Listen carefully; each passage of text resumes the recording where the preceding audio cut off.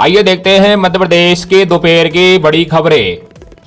देश में पेट्रोल 87 पैसे और डीजल 91 पैसा महंगा, 10 दिन में तीसरी बार बढ़े दाम। आपको बता दें, देश में पेट्रोल डीजल की कीमतों में एक बार फिर बढ़ोतरी की गई है। दिल्ली में पेट्रोल 87 पैसा महंगा होकर 99 रुपए 51 पैसे प्रति लीटर पहुंच गया। डीजल 91 पैसे प्रति लीटर महंगा हुआ, इसके दाम 92 रुपए 49 पर पहुंच गए हैं। 10 दिन में तीसरी बार बड़ी कीमतें। ये 10 दिन में ईंधन की कीमतों में तीसरी बढ़ोतरी है। इससे पहले इसी हफ्ते पेट्रोल और डीजल के दामों में एवरेज 90 पैसे प्रति लीटर की बढ़ोतरी की गई थी। वही उसके कुछ दिन पहले भी कीमतों में 3 रुपए प्रति लीटर का इजाफा किया गया था। तो पेट्रोल डीजल कीमतें में क्यों हुई बढ़ोतरी? तो इस बढ़ोतरी की मुख्य वजह अंतर्राष्ट्रीय बाजार में कच्चे तेल की कीमतों में उतार चढ़ाव है। ईरान और अमेरिका की जंग शुरू होने से पहले क्रूड ऑयल के दाम $70 थे, जो अब बढ़कर $100 प्रति बैरल के पार पहुंच गए हैं। क्रूड की कीमतें बढ़ने से तेल कंपनियां दबाव में थी, इसलिए कंपनियों ने घाटे की भरपाई के लिए यह कदम उठाया है। अगर कच्चे तेल की कीमतों में लंबे समय तक तेजी बनी रहती है तो पेट्रोल डीजल कीमतें और भी बढ़ाई जा सकती है।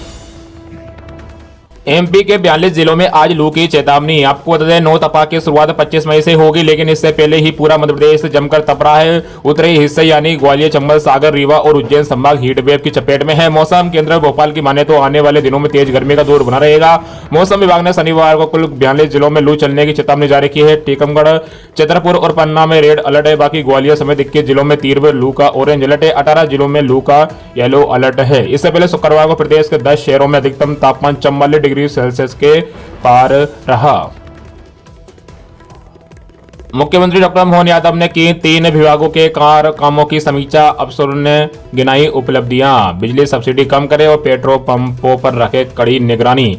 आपको बता दें, मुख्यमंत्री डॉक्टर मोहन यादव ने शुक्रवार को 3 विभाग ऊर्जा, खाद्य और आयुष की समीक्षा की। मुख्यमंत्री ने प्रदेश में किसानों और गरीबों को दी जा रही हर साल करीब 26,000 करोड़ की सब्सिडी को कम करने पर जोर दिया। सीएम ने सब्सिडी बचाने के लिए किसानों को सोलर ऊर्जा से जुड़कर बिजली पर आत्मनिर्भर बनाने के लिए कहा। वही पेट्रोल और डीजल को लेकर वर्तमान में बन रही स्थिति को देखते हुए उन्होंने इसके स्टॉक होल्ड पर कड़ी नजर रखने के निर्देश दिए हैं। आयुर्वेद चिकित्सा को बढ़ावा देने, जन जन को जुड़ने का को कहा गया है। वही ऊर्जा विभाग मंजरों टोलों के सभी घरों तक विद्युतीकरण कार्य पूरा किया जाए और विद्युत बचत के उपायों पर निरंतर अमल हो। उन्होंने ऊर्जा विभाग द्वारा 2500 करोड़ की हानि कम किए जाने के साथ बेघर शहरिया और बहरिया समुदाय के 28,000 से अधिक घरों में बिजली पहुंचाने की सराहना की। सीएम ने जबलपुर में वन नेशन वन ग्रिड के तहत पायलट प्रोजेक्ट की प्रक्रिया को आगे बढ़ाने पर जोर दिया।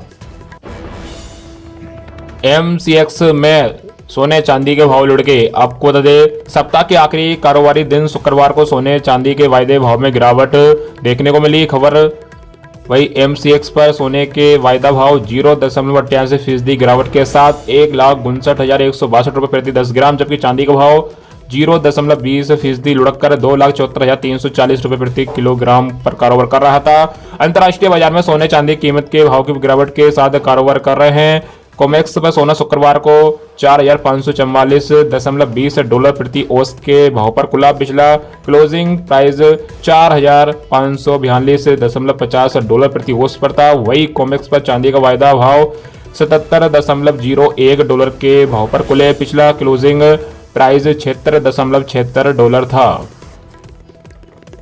पीएम किसान योजना पर सरकार का बड़ा अपडेट। इन किसानों को नहीं मिलेगी 23वीं किस्त। आपको बता दें, पीएम किसान सम्मान निधि योजना को लेकर मोदी सरकार ने एक बहुत बड़ा और जरूरी अपडेट जारी किया है, जिसने करोड़ों अभ्यर्थियों के बीच हलचल बढ़ा दी है। अगर आप भी इस योजना के तहत अगली किस्त का बेसब्री से इंतजार कर रहे हैं तो ये खबर आपके लिए बेहद जरूरी है। सरकार ने साफ कर दिया है कि 23वीं किस्त का पैसा सभी किसानों खातों में नहीं दिया जाएगा। नियमों को पहले से सख्त कर दिया गया है, जिससे सिर्फ जरूरतमंद और पात्र किसानों को ही सरकारी योजना का सीधा लाभ मिल सके।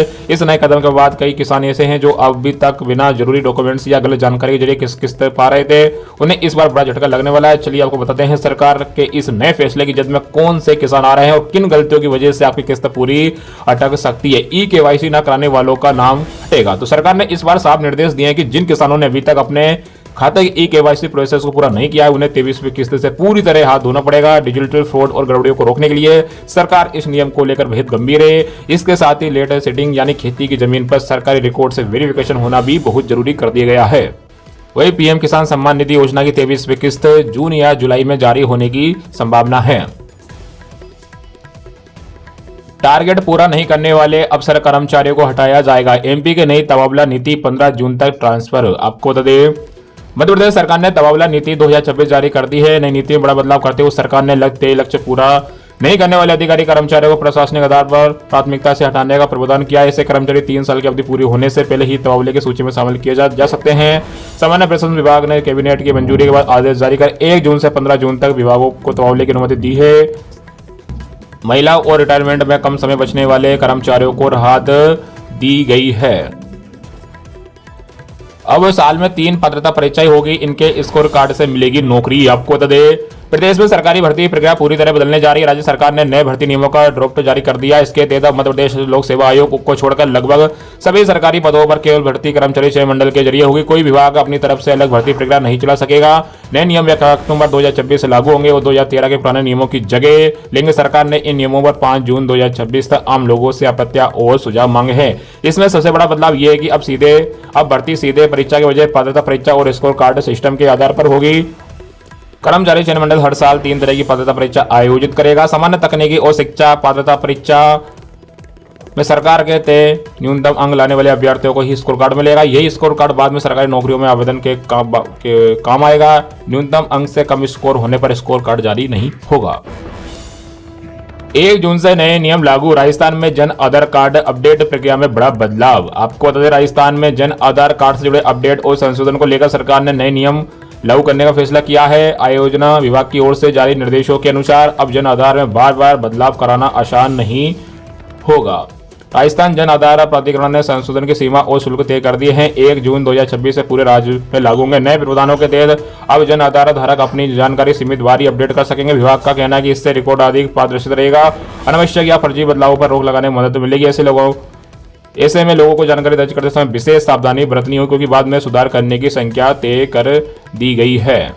नियमों के मुताबिक पिता का नाम, माता का नाम, विवाहिक स्थिति, जीवन साथी का नाम और अल्पसंख्यक श्रेणी जैसी व्यक्तिगत जानकारियों में अधिकतम 2 बार संशोधन कराया जा सकेगा। पहली बार यह सुविधा फ्री रहेगी, जबकि दूसरी बार बदलाव कराने पर 15 रुपए शुल्क देना होगा।